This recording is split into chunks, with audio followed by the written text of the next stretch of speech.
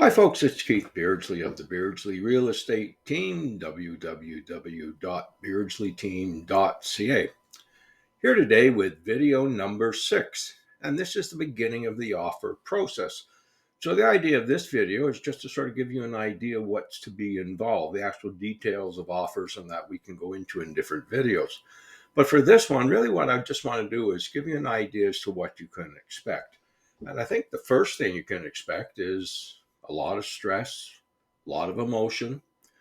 Everything gets tied up in this. You're trying to buy your home. The seller on their side is trying to sell their home, and they're just as stressed and emotional about it as you are. So these are things to consider when you're getting ready to actually sit with an agent and put an offer together. Now, that itself is an issue today. Electronic signatures have become the way to go for most people, especially the younger buyers. And everything's done just tap tap tap on your laptop or on your even on your cell phone. You can sign offers that way. The disadvantage to that is that it's far too quick for most first time buyers.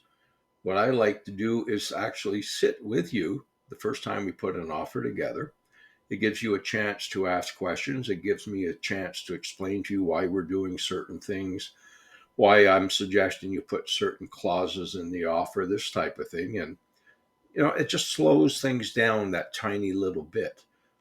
Once the offer goes in, and if the seller decides he's going to counter you, then sure, we can do some of that electronically. But I still like for that first offer, and I don't care how far away you are, we'll find a way to sit and meet, whether it's in the office, meet halfway.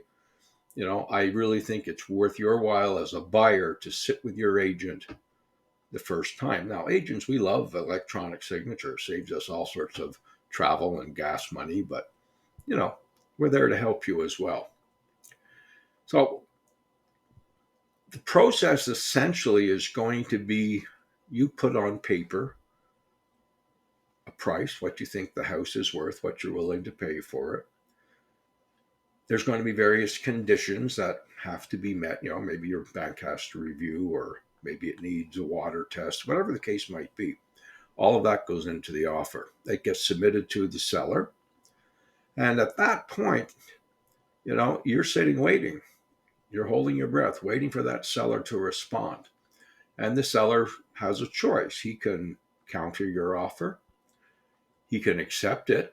And sometimes, like during the pandemic, that was fairly common. Or he can simply reject it.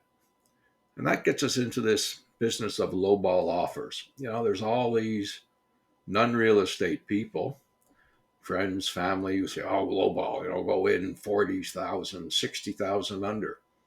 Not recommended. Put yourself in the seller's shoe.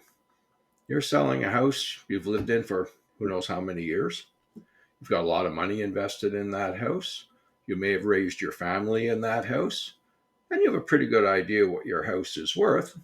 They've got an agent, right? They've done all of this, so they know what other houses in that area are selling for. And you come in 40, 50, 60,000 low. How do you think that seller's going to react? He's going to be one upset person. Now you have to deal with an upset seller, and you still want to make a deal. You've just made it incredibly hard for yourself. So whenever possible, avoid the lowball offer. It really doesn't get you anywhere, and the chance of any of those being accepted are very, very slim. So let's say, for instance, your offer goes in. The seller says, no, I don't like the price. I don't like the deposit.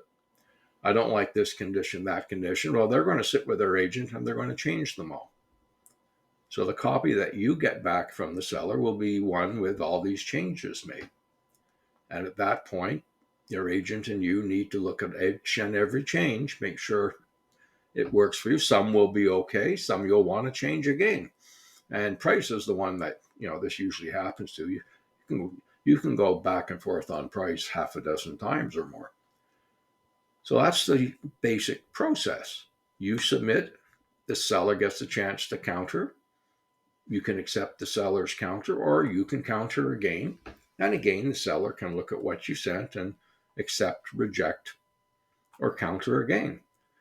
If both sides are willing and both sides are serious, most of the time there's a point where an agreement is reached. However, be prepared that on occasion, you're just too far apart. And most of the time, that's going to be on price. Sometimes it's on closing dates, but for the most part, it's going to be price. So you may have to do this on 2 or 3 houses, or you can sometimes, walk away and think about it for a couple of days or a week. And if that house is still there, come back with a different offer. So there's different things, but that's your basic process. And you've got to be prepared for it to go several times. Now, when you're meeting with your side, in other words, with your agent, they're going to help you negotiate all those different items. They will offer you suggestions. It's your decision as to whether or not you accept their suggestions. But acting in good faith, like I said, most of the time an agreement will be reached. Now, in any offer, there are timelines, right? You might submit an offer to a seller and say you've got 24 hours to respond. They have to respond within that timeline, not a minute late, especially with electronic signatures, because everything is dated and timed. So whatever happens has to happen within those timelines. If you have an offer that has a condition like, say, 10 days for your bank to, get you your mortgage, that's all you've got. You've got 10 days. Now, if you're into day 10 and the bank still hasn't answered you, you can do an amendment and see if the seller will allow you to extend it maybe another 3, 4, 5 days. And that's done fairly often. But as much as possible, you have to sit and get every one of those conditions done. Anytime you do an amendment, it's risky because that gives the other side a chance to make other changes or suggest other changes as well. Once that agreement is reached, let's just say it's a conditional agreement. You have agreed on price, you've agreed on the possession date, all that stuff is done.